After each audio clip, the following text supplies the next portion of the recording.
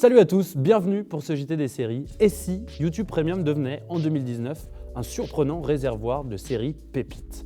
La question semble rhétorique, tant la plateforme a lancé son année sur les chapeaux de roue.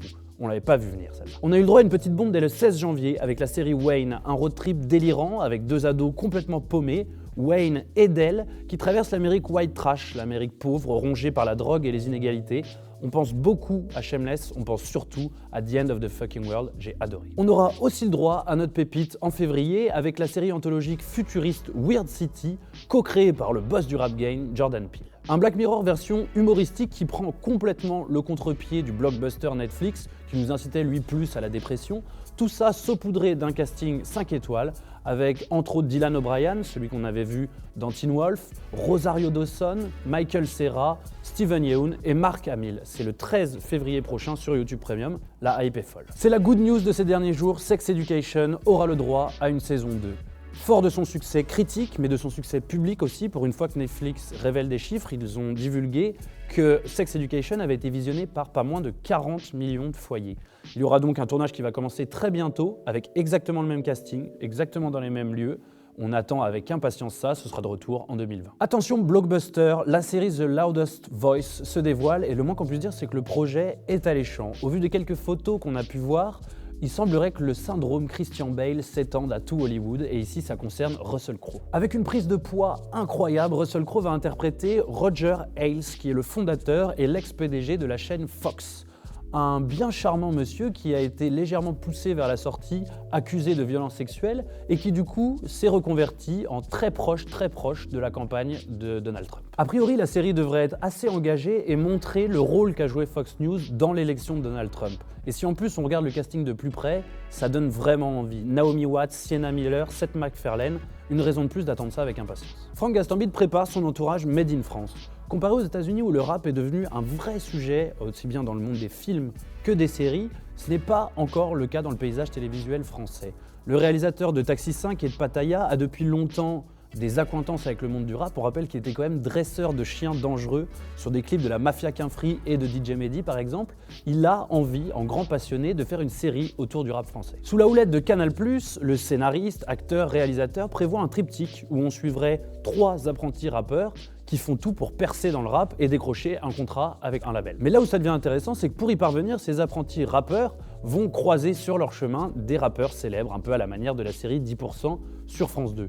Mais la référence ultime pour Frank Gastambide, ça reste la série d'HBO Entourage, qui on le rappelle s'était démarquée par la présence dans chaque épisode de stars toujours plus importantes d'Hollywood. Avec le succès de sa web-série Kaira Shopping, ses connaissances chez Courtrage May et puis son succès tout simplement, pas de doute que Frank Gastambide n'aura pas trop de mal à rassembler Aurel San, Caris ou plein d'autres dans ses épisodes. Donc viens me chercher. Maintenant, moi, je t'attends. La série est toujours en cours d'écriture et n'est pas prévue avant 2020 sur Canal+. Si la série The Witcher permettra de pérenniser l'univers fantasy après la fin de Game of Thrones, elle sera surtout confrontée à une possible déception des fans qui sont déjà tiraillés entre l'univers des bouquins et l'univers des excellents jeux vidéo. C'est pourquoi la showrunneuse Lauren Eastridge a énormément de pression sur les épaules et qu'elle multiplie les déclarations sur Twitter pour essayer de rassurer ses fans, réconcilier les deux camps.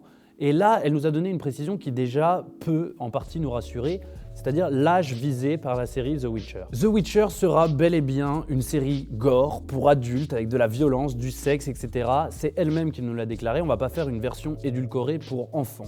Ça peut contrebalancer la déception qu'ont eu les fans quand ils ont découvert la perruque extrêmement cheap d'Henry Cavill qui interprétera le personnage principal. Passons maintenant à notre traditionnelle rubrique des trailers, et il y en a eu beaucoup ce mois-ci, surtout grâce à la mi-temps du Super Bowl. Ça commençait à inquiéter du monde, ça faisait plusieurs mois qu'on n'avait pas de nouvelles de la 3e saison de The Handmaid's Tale, après une seconde saison en dents de scie et un peu décevant. Avec un trailer court mais puissant, nous voilà rassurés, June est toujours prêt à en découdre. Pour rafraîchir la mémoire, spoiler alerte, June a décidé, alors même qu'elle avait réussi à s'échapper avec son nouveau-né, de revenir pour sauver Anna, cet enfant qu'elle a eu bien avant que tout ça débute. Et donc ça la laisse face à un vrai défi compliqué, c'est détruire cette nouvelle république. Surtout que ça risque de s'annoncer particulièrement difficile étant donné que de nouveaux acteurs ont été annoncés au casting et seront vraisemblablement des ennemis de June. Parmi eux, l'excellent Christopher Meloni, qu'on voit dans la série incroyable Happy. La saison 3 de The Handmaid's Tale débarquera sur Hulu en printemps 2019 et sera disponible en US plus 24 sur OCS. C'est le teaser le plus fou de cette mi-temps de Super Bowl et Nora doit être contente puisque c'est le teaser de la série La 4e dimension avec Jordan Peele qui se met en scène vraiment dans une vidéo incroyable que je vous invite à découvrir. Et en bonus, on a eu le droit à une date puisque la série débarquera le 1er avril sur CBS. Malheureusement, on n'a encore aucune news sur quelle chaîne, sur quelle plateforme la série débarquera en France. Pour rappel, et pour ceux qui n'auraient pas vu notre vidéo sur les nouvelles séries à venir en 2019, La 4e dimension, c'est une série culte, une série mythique des années 50-60, présentée par l'illustre Rod Serling, et c'est Jordan Peele qui va reprendre son rôle pour un reboot qui remonte à loin. Vous en avez marre des séries sur les super-héros, moi aussi, et pourtant des super-héros d'un nouveau genre qui risquent de vous plaire vont débarquer très prochainement sur Netflix. Avec The Umbrella Academy, Netflix va piocher non pas dans DC, non pas dans Marvel, mais dans Dark Horse Comics pour nous dénicher des super-héros d'un nouveau genre. Scénario totalement improbable puisque un jour de 1989, 43 femmes donnent naissance à des bébés alors même qu'elles n'étaient pas enceintes. Parmi eux, il y a 7 enfants qui sont dotés de super pouvoirs et qui sont recueillis par un milliardaire, oui, il y a toujours un milliardaire dans ces histoires, pour faire une sorte d'académie de jeunes qui ont des pouvoirs un peu différents. Alors je vous l'accorde, sur le papier, on dirait un copier-coller de X-Men, mais au vu des premières images du trailer, on est dans quelque chose de plus punk, d'un peu plus rock, avec des personnages complètement fous, et notamment, on est content de retrouver au casting Robert Sheehan, qui avait le rôle incroyable de Nathan dans Misfits, et puis surtout, la sublime Ellen Page. La série Anna, disponible en mars sur Amazon, a dévoilé des images étouffantes. C'est le retour en série du duo incroyable de The Killing, Mireille Enos et Joel Kinnaman, qui se retrouvent pour une série un peu étrange où Joel Kinnaman élève sa fille pour être une guerrière incroyable et Mireille Enos la traque en tant que bon agent de l'FBI pour en faire une arme. Et puis je conclus cette partie trailer par un petit teaser qui nous a été offert par Canal+, les premières images de la série Vernon Subutex avec un Romain Duris transformé et qui a lui-même confié avoir été adoubé par Virginie Despentes, c'est déjà une bonne nouvelle. Alors ce mois-ci, pour notre rubrique En bref, je voulais vous faire un spécial, mais bordel, plus personne n'a d'idée originale.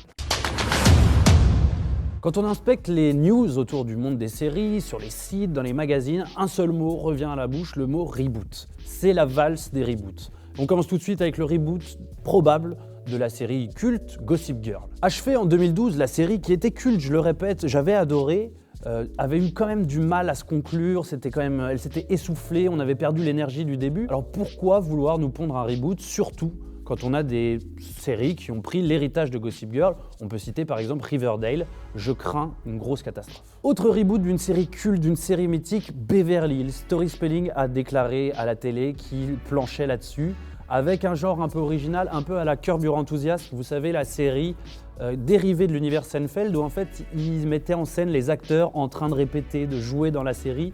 Il y aura un peu une mise en abîme. On peut être curieux de voir ce que ça donne, ça peut très bien être très intéressant ou alors horrible. Et puis une dernière news dans la série reboot de série culte qui va aller droit dans le mur.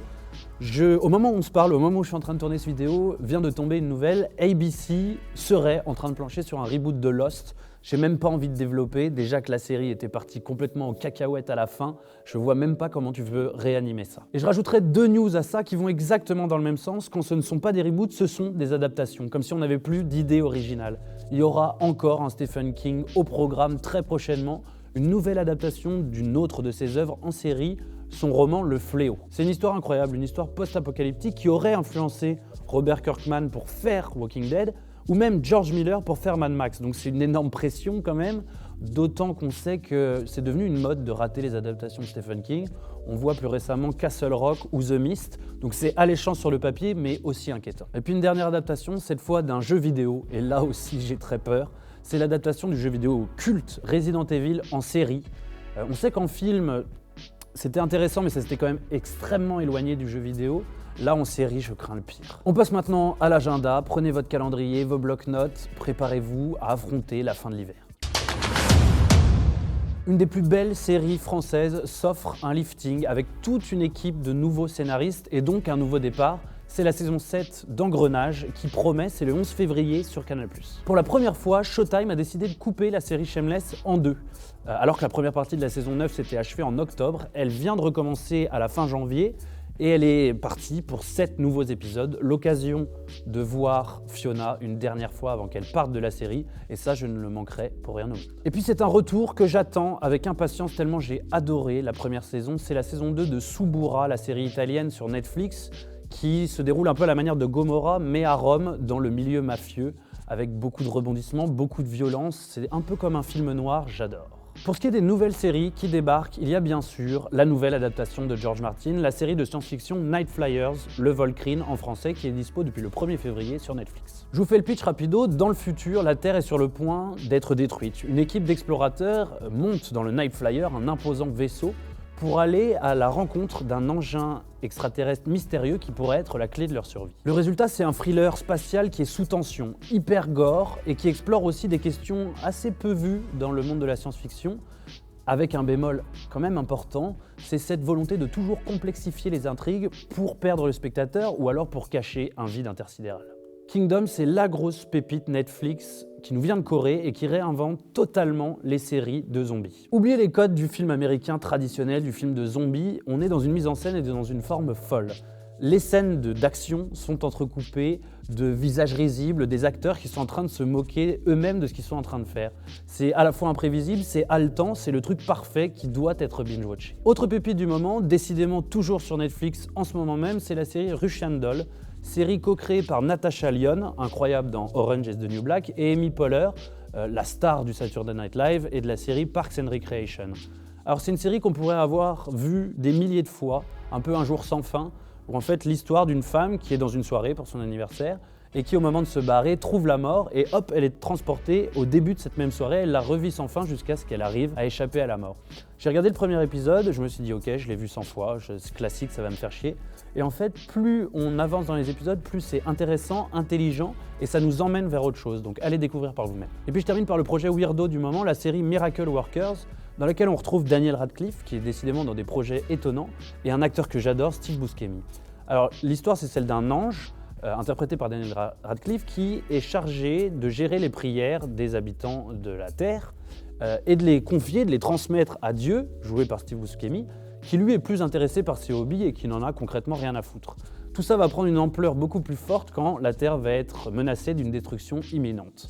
Le trailer donne très envie, j'ai pas regardé encore, mais je pense qu'on va être surpris par ce truc qui débarque en France sur la plateforme Warner TV et qui sera diffusé dès le 14 février aux États-Unis. Voilà, c'est tout pour ce nouveau JT des séries, j'espère que ça vous a plu, j'espère que c'était complet. N'hésitez pas à nous dire en commentaire si vous avez vu d'autres séries, si vous avez des remarques, si vous n'êtes pas d'accord avec mes avis. On se retrouve très bientôt pour un nouveau JT des séries et puis pour plein de surprises sur la chaîne. En attendant, likez, partagez, abonnez-vous. Ciao!